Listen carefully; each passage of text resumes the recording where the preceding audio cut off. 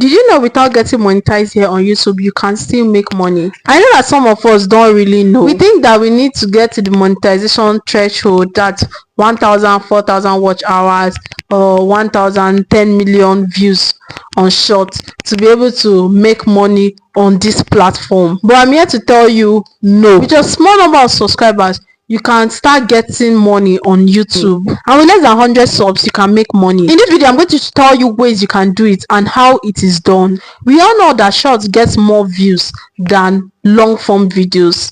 If you post a shorts and you post a long form videos, probability that the chances of the shorts doing 10 times better than the long form video is very high, and it can even become viral. Sadly, in this video, I'm not here to tell you about if you should post short form or if you post long form videos, but rather how to maximize the views you have. Our first case study is a thrift seller named K Twins Lifestyle. Just so you know, in this her video, she explained how she started doing try on hauls. Like, she was seeing try on hauls on shorts, then she started doing it on her shorts, and she's a thrift seller. She sells thrift, then trying on these clothes, and before you know, she got up to more than 3 people show interest in the clothes. But lucky for her, 3 people in her same vicinity, because you know with shorts has a wider audience. Like, your shorts can be watched from people from different countries, but she was lucky that she got 3 people from the same locality that she is, and they were able to purchase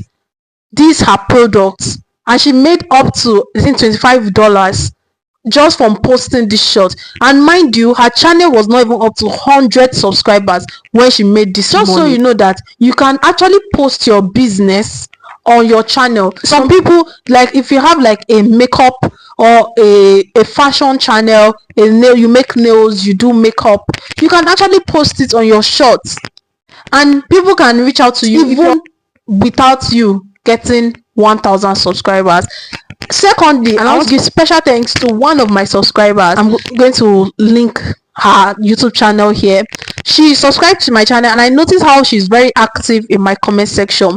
I checked out her channel, and I found out that she's into like skincare, and I reached out to her. She did some consultation for me, and I paid her. So this is also ways that you see that people make money even without being monetize. So guys, I want you guys to go ahead and support her. She's part of us, she's one of us. I want you to go ahead and support her and click on the subscribe button, just supporting her. I think this is something I want to be doing very frequently on this channel. I think I'll be picking people randomly on this channel, especially small creators, and giving them a shout out. Thank you so much for being part of our community. Thank you so much. I see you on almost all my comment section. I see your comments, and I'm really grateful. Thank you so much. And one thing I want you guys to know is that it is also very advisable, as you are posting shorts of whatever you want to start advertising, please make sure it is related to your long form. You know, I always say it in this channel, you cannot be posting long form of YouTube growth and short you are dancing TikTok.